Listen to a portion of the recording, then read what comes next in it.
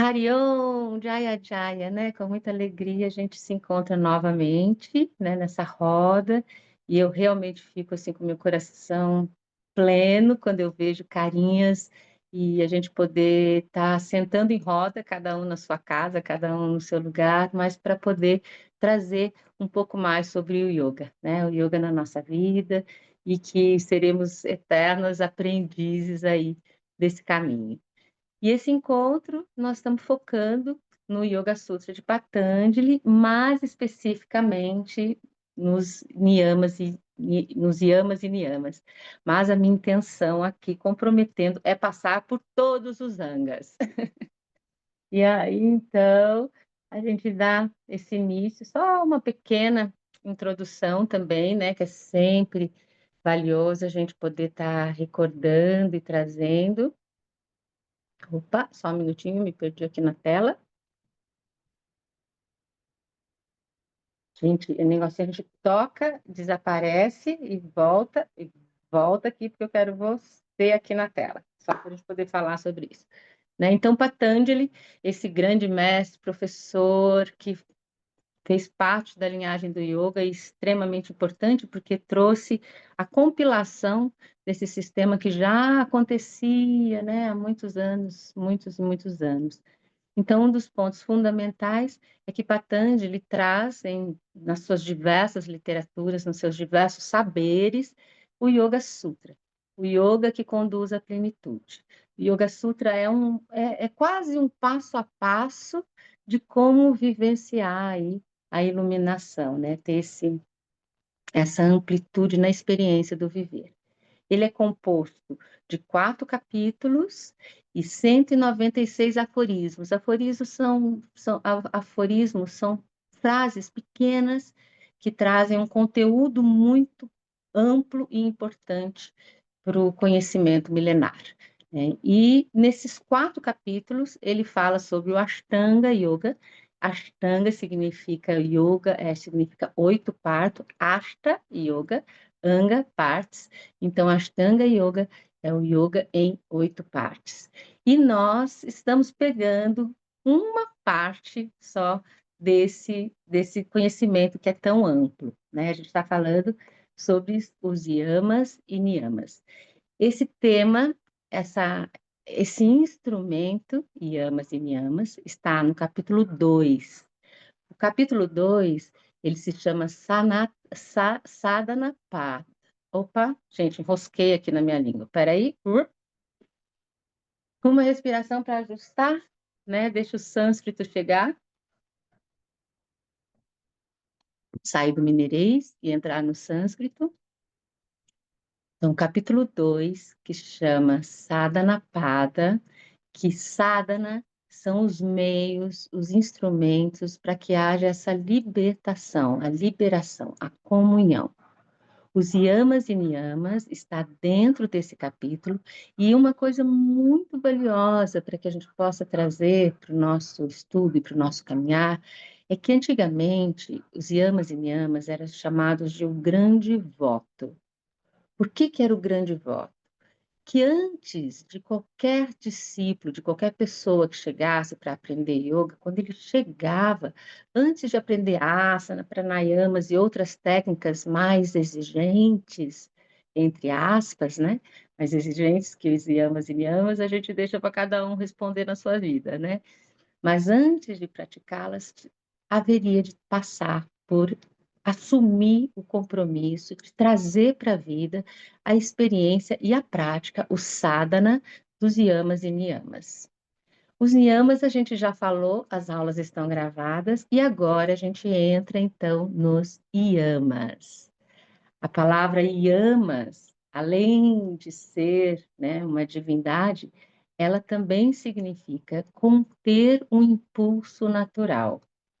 E principalmente, eu pus embaixo para que a gente possa firmar e encontrar mais objetividade, é o instinto de sobrevivência. Então, voltando agora aqui, olhando, era só para a gente poder trazer essa abertura do Yamas, dessa palavra, e de ancorar esse lugar dentro de nós, que os yamas e niyamas, eles são praticados no nosso dia a dia, na nossa vida, em qualquer momento, em qualquer situação, em qualquer cultura, em qualquer religião, independente. Ou seja, serve para todos os seres humanos, para todos os seres humanos. E conter um impulso natural, conter um impulso que faz parte da nossa natureza e principalmente da nossa natureza inferior, como diz Sri Aurobindo. Sri Aurobindo divide o nosso ser, é lógico que muitos mais detalhes, mas de uma forma ampla, ele divide a natureza superior e a natureza inferior, porque tudo é natureza, né? Tudo. E o que é que significa a natureza inferior? A natureza inferior, ela é um pouco limitada na sua capacidade de ver o mundo, na sua capacidade de enxergar o outro, na sua capacidade de poder reconhecer que não existe nada separado, que, que tudo faz parte de uma coisa única e una, né? Aquilo que está em todos os lugares. E que uma coisa acontece aqui, acontece em todos os lugares, que nada está separado. Então, essa é a natureza inferior, ela não consegue reconhecer esse lugar de completude, de unidade, de interrespondência, de intercorrespondência. E a nossa natureza superior já tem outro nível de consciência, uma consciência mais ampla. Então, quando Patanjali traz que amas é conter os impulsos naturais, ele está nos dizendo também que é conter os nossos impulsos de sobrevivência. Quais são os nossos instintos de sobrevivência? Que está lá no nosso primeiro chakra, Muladhara Chakra, chakra raiz, Muladhara Chakra. Primeiro instinto, quando a gente nasce, imagina, quando a gente está chegando nesse mundo, a gente precisa comer, né? A gente precisa comer. Então, a fome, a alimentação, faz parte do nosso impulso de precisar de energia vital, porque a alimentação, ela traz a energia vital para nos manter vivos. Então, e lá ainda na sobrevivência, nós precisamos também de, dentro do contexto em que a gente vive hoje, de estrutura material que nos dê suporte para estarmos aqui jogando esse jogo, né, esse sistema capitalista. Então, quando a gente olha para isso, a gente pode fazer a relação de quais são esses nossos impulsos naturais. E é isso que os Yamas vai adentrar e trazer com bastante clareza. Então, vamos olhar isso, esse passo, depois esse passo, depois esse passo. Sempre reconhecendo, né, gente, que o yoga, o caminho do yoga, é um passo a passo, né? Não é à toa que todas as representações que nascem desse conhecimento vêm da flor de lótus, porque pétala por pétala. E cada pétala que se abre traz em si um novo cheiro, um novo olhar, uma nova forma, porque é o conhecimento se instalando. E dentro dele, essa força vai se abrindo, né? Até essa flor de lótus se expandir totalmente, poder se chamar despertar, né? Então, existem os despertares de cada pétala que se abre, quando o conhecimento é apropriado na nossa vida, e o despertar integral, de quando todas essas pétalas do conhecimento e da sabedoria se abrem. Voltando aqui, então. E agora, então, olha só, quando ele traz sobre os yamas, ele traz 5 yamas. Vamos olhar brevemente, porque a gente não vai falar sobre todos hoje, né?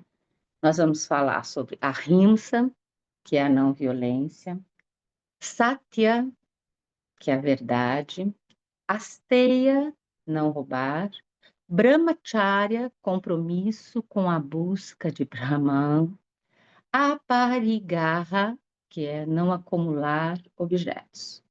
Eu não vou falar um por um hoje, porque os nossos encontros a gente vai ter tema por tema. E hoje a gente vai falar sobre Satya, sobre Satya. Mas olha o que a Glória Arieira traz em seu livro, que eu indico muito, né? Que é o Yoga que Conduz à Plenitude, da Glória Arieira, que é os Yoga Sutras de Patanjali, na tradução dela, ou seja, numa tradução que traz o Vedanta como base, né? E de um conhecimento estrutural muito importante. Então, ela traz esse yama, que são os yamas. Yama é um grande compromisso em relação a todo mundo, independente de classe, país, tempo ou circunstância. E agora, vamos olhar, então. A gente já entendeu essa questão do que é o impulso, depois a gente vai falar mais detalhadamente e objetivamente sobre quais são, mas uma coisa importante: existem dois níveis para que nós possamos conter esse impulso, que é natural. Esse impulso que nasce e a gente vai observar como todo o caminho no yoga, que é do denso ao sutil. Então, esse impulso, essa energia que chega de algo, de algum lugar de instinto animal, de algum lugar de luta ou fuga, né? Que é isso, esse instinto traz essa força do lutar ou fugir, porque é o instinto da sobrevivência. Então, ele acontece primeiramente no meu corpo. Ele acontece primeiramente no corpo físico, na energia, no, na química do corpo físico, e depois num aspecto mais sutil, que é o nosso corpo, então, energético. E aí, quando a gente olha como mudar, não antes de como mudar, né? Então, esse tem dois nomes, do denso ao sutil. O corpo físico, no nível mais denso, estrutural, se chama Dhamma. E no nível mental, que é o aspecto da sutileza, se chama Sama. Eu vou dar um exemplo, para ficar mais claro esse exemplo do dia a dia. Supondo que tem uma pessoa que me incomoda muito na minha vida, que ela chega eu fico com o meu corpo, meu coração acelera, eu fico agitado, eu fico desconfortável, eu fico gera um sentimento, né, uma informação no meu corpo de desconforto. E aí, quando essa pessoa chega nesse lugar, naturalmente, muitas vezes, a gente já tem uma agressão de fala, ou a gente já pode falar, ela fala alguma coisa e a gente pode retrucar, ter uma forma agressiva de dizer. Então, aqui, a gente tem os dois aspectos acontecendo de energia. Fisicamente, na manifestação da fala, e mentalmente, energeticamente, dentro de mim, quando aquele fogo sobe. E aí eu vou trabalhar, então, o yama nesse impulso. Porque eu sei que esse impulso, que esse sentimento, ele me gera muito desconforto na vida. Então, o primeiro trabalho, a primeira atitude de conter o impulso é eu não falar. É eu não agredir verbalmente, é eu não agir com o meu corpo, é eu me conter nesse momento. Como que a gente faz isso? São muitas formas, né? Primeiro, a gente tem que ter essa intenção clara e objetiva. Sim, eu entendo isso e eu quero transformar, eu quero ressignificar.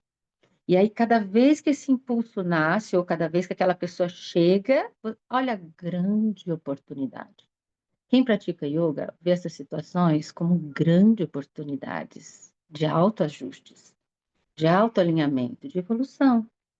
Então a pessoa chega, você já sabe, e aí você vai respirar fundo, você vai cuidar do seu pensamento para que você não se apegue totalmente àquele pensamento e fique na sua cabeça, não, mas olha como é chata, olha o que ela faz, olha como ela faz.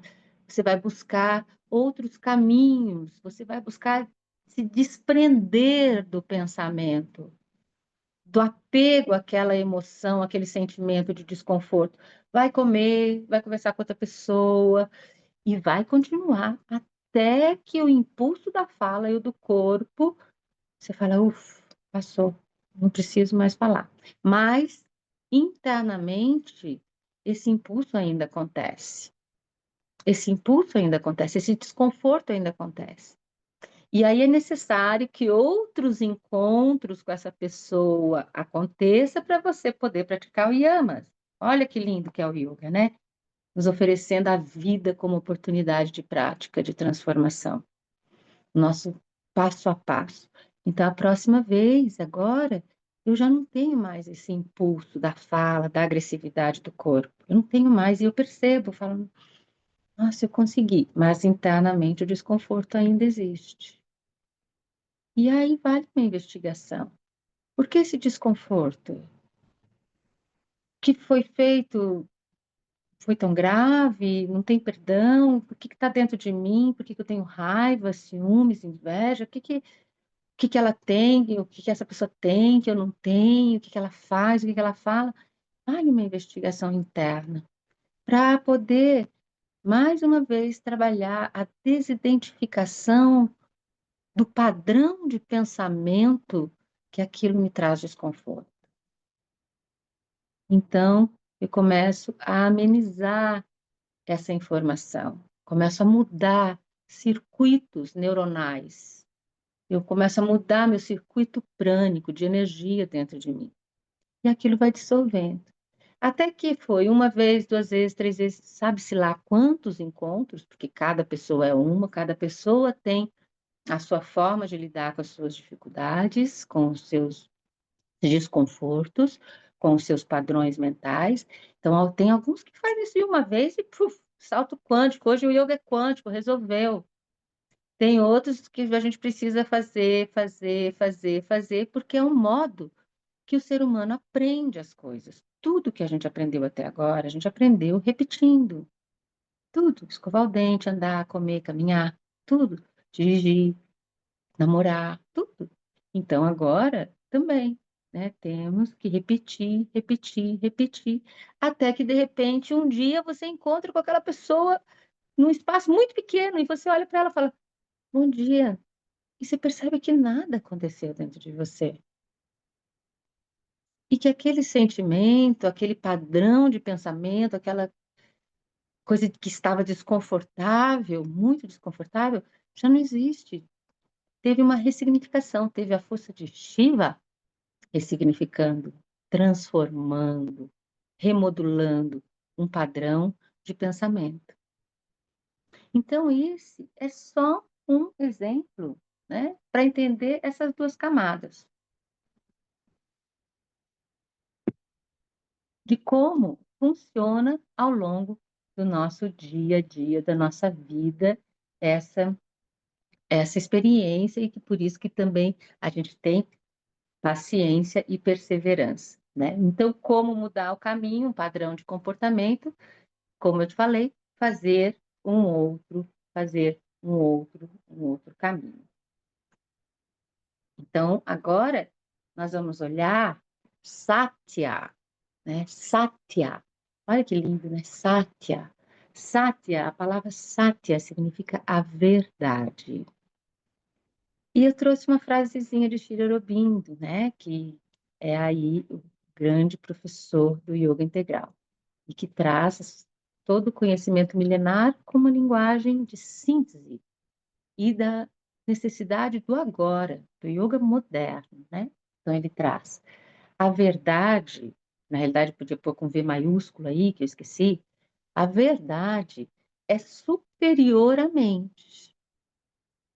Vamos pegar só essa frasezinha e pensar, a verdade é superior à mente, ou seja, não é na mente que a verdade se estabelece. Não é, eu estou certa, eu entendi agora. Mas isso sim pode acontecer, né? Depois, porque a verdade é maior, é mais ampla. A nossa mente ainda é apertadinha, é estreita, né? E a verdade não pode ser aprisionada por nenhuma de suas formulações. O que ele está dizendo é que a verdade maior não pode ser aprisionada pelos nossos hábitos e padrões que nos causam desconfortos, por limitações que nós mesmos colocamos para a nossa vida. Eu não posso, eu não sei, eu não quero, é até aqui, tá bom para mim, eu não mereço. E todos esses padrões. Então, a verdade que está em nós ela é muito mais ampla que os aspectos mentais e não pode, mais uma vez, ser aprisionada por nenhuma das nossas barreiras, por nenhuma das nossas grades, sabe? Que a gente coloca para nós mesmos, né? E muitas vezes a gente pensa que a gente está totalmente livre e a gente está dentro de uma gaiola de ouro, né? Então, a grande colocação, né, para que a gente possa aí seguir nesse caminho, olhando o Yoga Sutra de Patanjali como um grande instrumento para o nosso caminho do yoga, é qual é a verdade, a sua verdade interior? Qual é?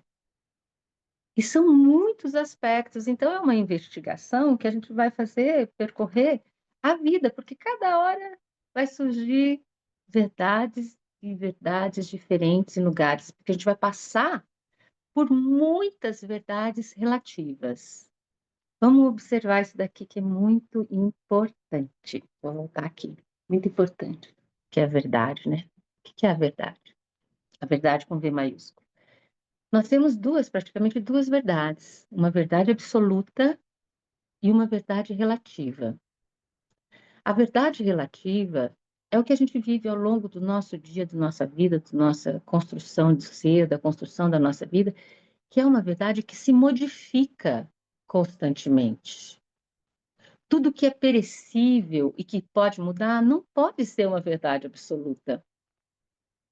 Porque ela muda, você muda de casa, você muda de marido, você muda de idade, você muda de religião, você muda de diversas coisas. Então, tudo que faz parte dessa verdade que sofre mutações é uma verdade relativa.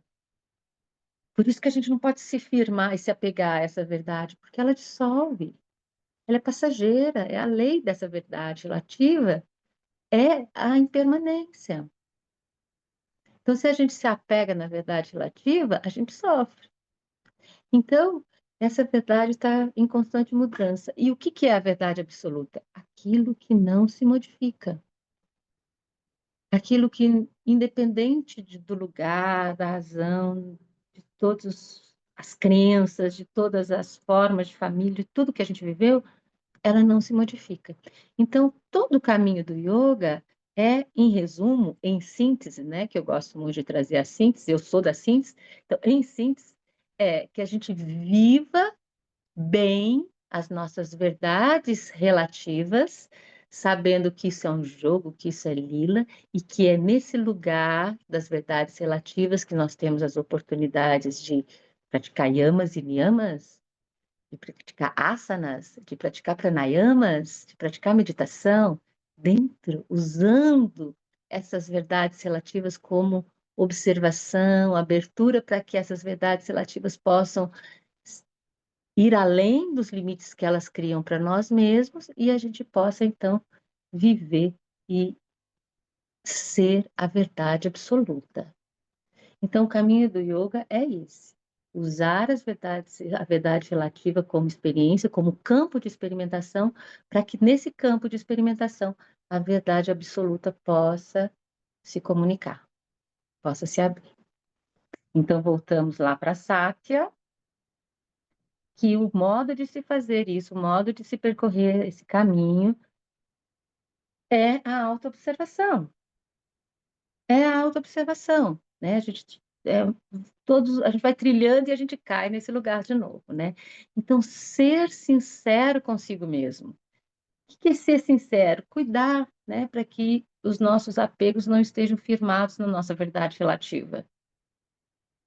Porque se você é sincero consigo mesmo a partir de uma verdade relativa, você está mentindo, entende? Então, esse lugar da verdade, ela vai trazer para nós um dos aspectos muito importantes, que é a autenticidade, a espontaneidade. Porque a forma da gente ser espontânea é vivendo as verdades mais profundas do nosso ser. E como elas atuam? Então, vamos observar esse lugarzinho aqui, essas três colocações, porque a gente falou autoobservação, seja sincero consigo mesmo, mas olhando o quê? Olhando para dentro e reconhecendo quais são os meus pensamentos. Como que estão os meus pensamentos?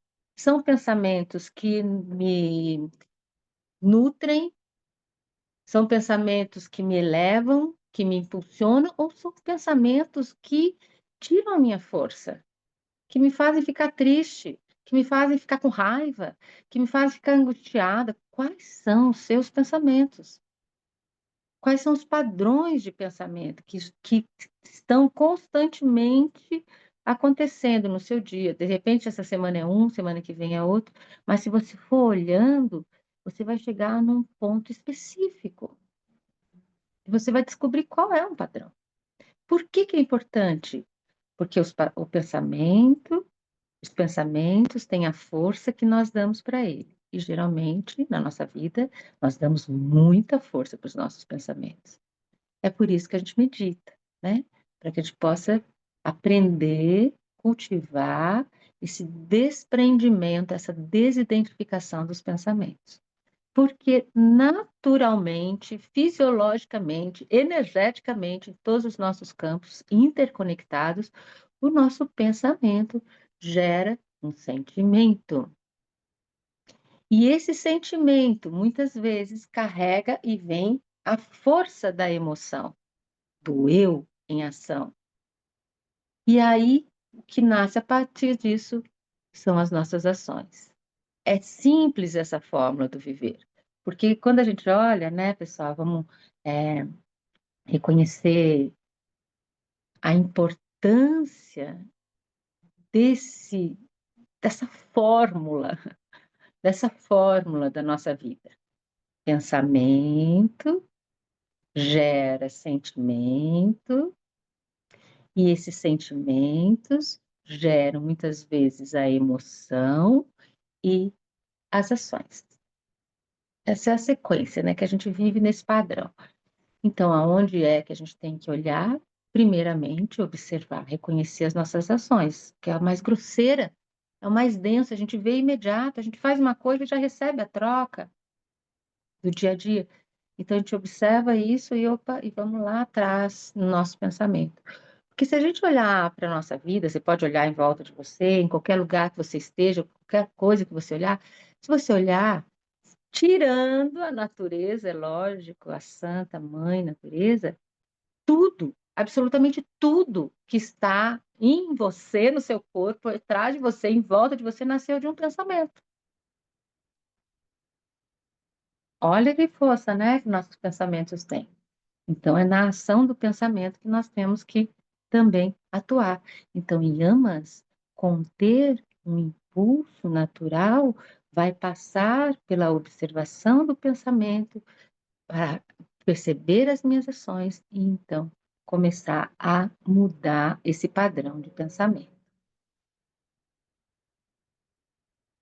E aí, então, olhamos esse com atenção alguns lugares que a gente tem como objetivo aí de trabalho dentro dos yamas, né? Então, por exemplo, existe em nós esse impulso natural de raiva. Quais são os momentos? Quais são as coisas que nasce dentro de nós esse fogo? Que é lindo, né, gente? Vamos pensar, eu adoro estudar e observar o meu corpo quando ele começa a ferver. Seja de raiva, seja de alegria, seja de diversas coisas, porque eu falo, nossa, que funcionamento divino, que potência que tem essa energia interna, né? Esse fogo que chega, que queima mesmo, né? Então a gente sabe que a gente tem ele. E a gente vai observar e reconhecer se essa raiva é verdadeira, se ela precisa existir. Observando essas camadas, observando os pensamentos. É verdadeira essa raiva? Ou são coisas criadas pela minha mente, imaginações, aspectos, apegos? Olhar. O desejo. O desejo pelas coisas materiais fazem parte do nosso impulso natural de sobrevivência. Imagina que antigamente saía correndo para se esconder dentro de uma toca, os animais, né? Para quando a chuva vinha, se esconder. Então, hoje a gente precisa de uma casa.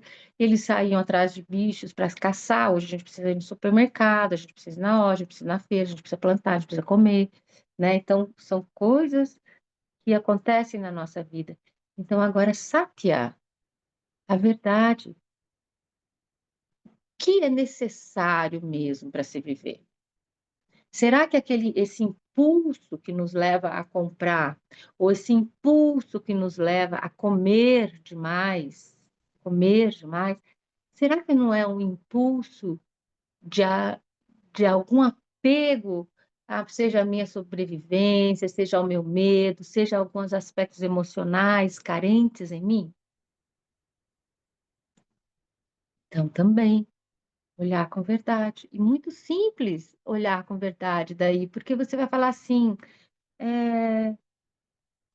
quando você for comer, né, naquele impulso de comer, será que eu tô com fome? Simples responde para você, eu tô com fome? Não, não tô com fome. Então, não é verdade que você precisa comer, não vai comer agora. Você precisa comprar, trocar um iPhone, ou comprar roupa, ou fazer isso, fazer aquilo. É verdade? É necessário realmente? Usa a verdade relativa. É necessário? Não, não é. Então, não precisa. Então, compreendendo qual é o caminho que a gente está seguindo para trazer satya, para trazer a contenção desse impulso para o nosso dia a dia, para a nossa vida, o medo. O medo também é um impulso natural. Medo de algo acabar, medo de ficar sem. Então, qual é a nossa tendência? Será que a gente foge? A gente evita os desafios? A gente não quer olhar para eles? Ou nós vamos lá e enfrentamos? A gente só transforma se a gente enfrentar, olhar de frente. Sim, eu estou aqui. Sim, eu vou. Um outro lugar extremamente importante para essa prática de satya é a fala. A fala, deixar que da nossa voz saiam coisas, só verdades. Porque como é difícil mentir, né? Muitas vezes nós, seres humanos, criamos mentiras rápidas para poder sair de um desconforto que a gente supõe que é maior. Só que essa mentira vai causando tanto transtorno internamente, porque é muito mais difícil a gente sustentar uma mentira do que falar a verdade, por mais que a verdade seja difícil naquele momento, a gente arrasta o sofrimento e gera um outro sofrimento muito maior lá na frente. Então, Satya nos traz para um lugar de sermos verdadeiros com a gente mesmo, a partir do que nós somos, em relação ao outro, em relação à posição no mundo, daquilo que realmente é verdade. E reconhecer o quanto tudo, né? Seja o nosso consumo de alimentos, seja o nosso consumo de bens materiais, seja a nossa forma de falar muito, quanto isso reverbera em todas as coisas, em todos os lugares em que nós estamos conectados na vida. Uma outra coisa, né, também para olhar, só que daí aqui a gente ainda vai falar esse tópico, né, a preguiça e a procrastinação, a gente falou bastante lá em tapas, na autossuperação, no autodesenvolvimento. Mas é um lugar que também a gente precisa olhar a partir da verdade para a gente mesmo. Será que você é uma pessoa que deixa muita coisa para fazer depois? E principalmente as coisas que são importantes para você? As coisas que te fazem bem, seja ir na academia, seja praticar yoga, seja ler um livro, seja fazer uma alimentação boa, seja meditar. Será? Você precisa dar essa resposta para si mesmo. Qual é a sua verdade? Em relação, qual é o seu posicionamento em relação a você mesmo? Tem preguiça, tem procrastinação em relação ao trabalho, em relação às pessoas, em relação a tudo com que você se envolve. E também a posse, né, o apego, o acúmulo, também olhar com objetividade. Nossa, abrir o guarda-roupa e ver, será que eu tenho muita roupa, mais do que eu preciso? Será que eu estou guardando mais coisas aqui do que eu preciso? Será que eu tenho mais dinheiro e medo de ficar sem do que eu preciso? Então, a verdade nos dando suporte para reconhecer, a partir das nossas ações, o que que é que está acontecendo, o que que acontece no nosso mundo interior.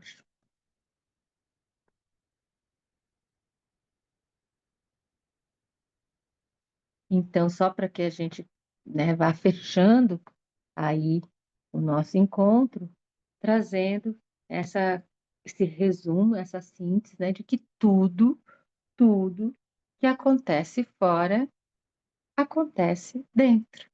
Então, que a gente precisa observar esses padrões daquilo que está acontecendo fora para saber o que está acontecendo dentro.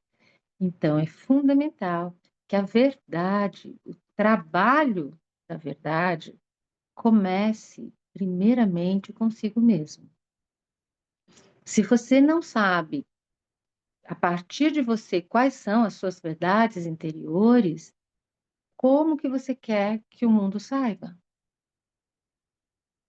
Não tem como. Se você não se apropria, por isso, mais uma vez, o yoga, a importância da investigação do mundo interno, o olhar atento ao que está acontecendo consigo, e seja sincero consigo mesmo, seja sincero consigo mesmo. Então, eu ouço muito no curso, né, no percurso de formação, existem as pessoas que chegam, como elas chegam, e depois essa jornada que ao longo dos 11 meses são as mesmas pessoas, mas com espaço mais alargado de si mesmo, com conhecimento mais amplo de si mesmo, mais seguros da sua posição, mais aptos e com uma mente mais clara para fazer as escolhas mais objetivas na vida e não ficar se perdendo na vida em diversos obstáculos que a mente cria.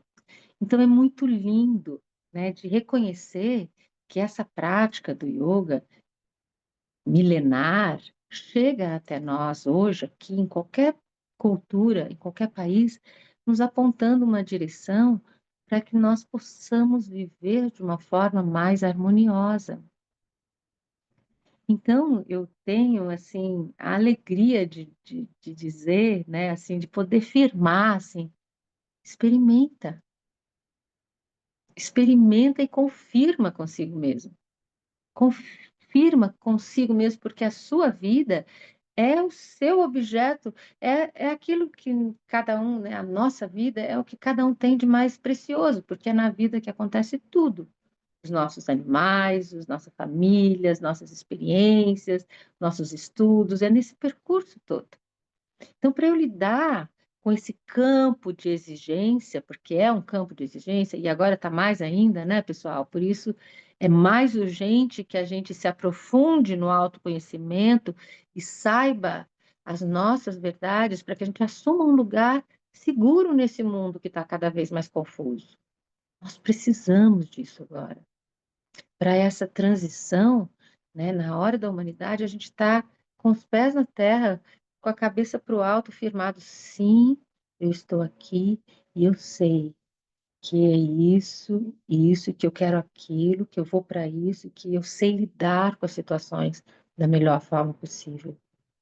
E não existe outro jeito de harmonizar ou de querer mudar o mundo ou de harmonizar o externo que não seja primeiro harmonizar dentro dentro de si mesmo. E isso é uma boa notícia.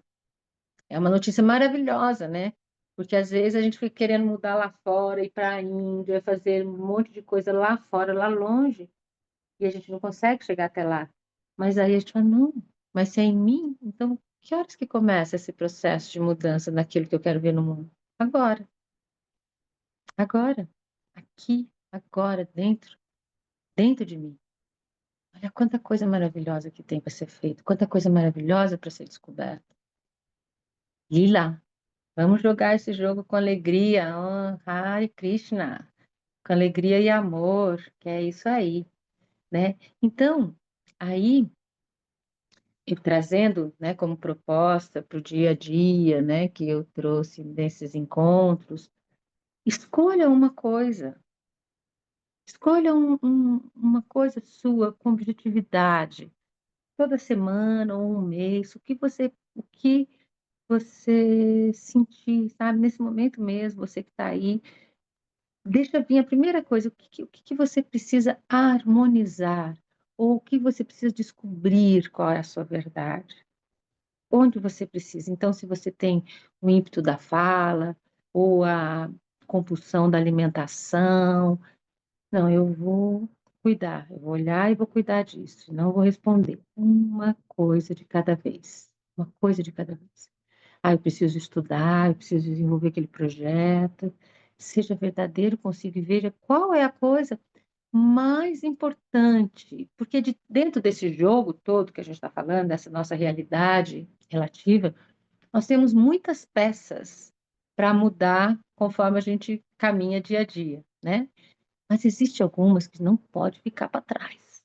Existe sempre alguma que tem uma prioridade. Sempre alguma que fala assim, isso tem que ser resolvido aqui, o mais importante. Porque quando a gente resolve uma peça, a gente muda o jogo. Se a gente faz uma jogada bem feita, a gente muda o jogo. E aí a gente ressignifica de outra forma, num outro campo, de uma forma mais ágil, né? De uma forma mais ágil. Então, escolha uma coisa, determine para você mesmo qual será o seu yama, qual será a sua prática de conter esse impulso natural. E aí eu trouxe também, agora, para a gente finalizar, né, uma frase aí de Sri Aurobindo, e que é muito valiosa, né? Daí, se você observar e ver a importância dela, olha que linda, né? Não há evolução sem sinceridade, ou mesmo, seja, sem verdade. Somente na transparência interior a luz da verdade pode brilhar. Não há evolução sem sinceridade. Somente na transparência interior a luz da verdade pode brilhar. Aí a gente encerra, né, esse nosso encontro de Yama, ancorados assim com esse lugar, né, de perceber qual é o caminho, a autoobservação, o movimento externo, como eles são, o que que me traz desarmonia, e já que tudo que está fora está dentro, eu vou cuidar dentro. E nesse passo a passo, limpando, purificando, para reconhecer essa verdade maior que dá sustentação para o nosso caminhar humano. É para isso que a gente está aqui. Harion, pessoal, eu vou só parar de gravar, né? E vou abrir aqui agora para quem quiser trazer alguma colocação. É,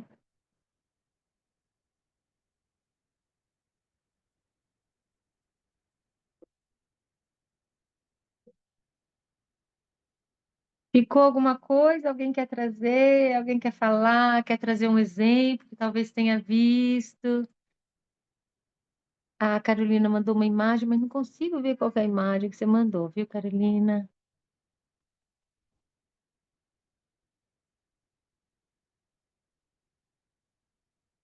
Ficou claro, gente? Deu para entender? Ficou alguma coisa? Ah, ficou super claro, Lili. Gratidão imensa. Agora até senti um impulso aqui de me recolher um pouquinho e refletir sobre o que a gente viu. De tempos em tempos, eu gosto de parar um momento assim no fim de semana. Esse fim de semana eu reservei assim para mim ficar mais recolhido e dar uma observada no geral da vida, onde é que está faltando atenção, dar uma atenção na sadhana, né? De yamas e niyamas. E vou seguir por aqui, tá bem? Gratidão, viu? Maravilhoso, eu acho que super vale isso, né? Assim, de pegar mesmo esse momento, assim, após esse encontro e olhar mesmo, né, para isso aí. Seu yoga, maravilhoso. Assiste as outras aulas, Yuri, se você não assistiu, ainda estão abertas lá no canal do YouTube sobre os niyamas. E Boa. amanhã a gente tem, né, mais um, então espero vocês para eu ficar mais animada aí de poder falar com vocês. Lili, eu queria pontuar, Tá, Maristela, que uma gripe é um excelente exercício disso tudo que foi colocado aqui. Porque tudo bem, você pode ficar ali quietinho porque seu corpo está pedindo, mas o que você pensa sobre aquele seu estado e como você reage àquilo tudo é fundamental para esses dias de, de acolhimento com você mesmo, de recolhimento. Então, eu vi que tem mais uma pessoinha aí gripada. E todo mundo aqui acha que quando pegar uma gripe, que é algo, né, que não é grave, é um excelente exercício disso tudo que foi contemplado aqui. Maravilhoso, Mari. Eu também, né? O ano passado, lembra que a gente conversou, né? Eu falo a verdade, na verdade, que eu morri o ano passado. E eu morri lá na Índia, e foi uma gripe, né? Que na verdade acho que é um Covid que foi. E depois que eu vim embora da Índia, né? Depois de meses, assim, que eu comecei a olhar quais eram realmente os ensinamentos que eu tinha vivido, né? Eu estava com um grupo lá na Índia, eu tinha dispensado o guia, era o dia que eu ia guiar, e era meu aniversário, e eu não conseguia sair da cama por causa da gripe, né? E depois que eu vim embora, Maris, que eu percebi que, na realidade, eu poderia ter sido muito mais fácil, melhorado muito, se eu tivesse aceitado. Se eu tivesse realmente aceitado, porque durante o percurso lá eu não aceitava. Eu falava, não, agora eu vou ficar boa. Não, agora eu vou tomar um banho, vou levantar. E quanto mais eu fazia isso, pior eu ficava, a ponto de eu não conseguir levantar da cama, que as minhas pernas tremiam. E eu falava, nossa, não estou com fome, mas como assim? Eu ficava respirando, fazendo as coisas, mas eu ficava respirando e fazendo as coisas, não na intenção de eu me organizar, não. A minha intenção era, não, agora eu vou ficar boa, vou fazer isso, já vou ficar boa. E aí eu não ficava boa, né? E realmente, assim, a gripe pá, batendo, batendo, batendo, batendo. E o corpo, né, muito frágil, a energia muito baixa, né? Essa necessidade de, né, amiga, parar e se aquietar. E é isso que dá para fazer, fica quieto mesmo, né? Realmente valiosos, valiosos ensinamentos. Muito bom, querida. Obrigada por compartilhar. Mais alguém? Então, encerramos, pessoal. Muito obrigada, muito grata pela sua presença. Espero vê-los amanhã, tá bom? Bom final de semana para todos. Harion. Gratidão, Lili. Um Eu que beijo. agradeço. Beijo, beijo. Até amanhã.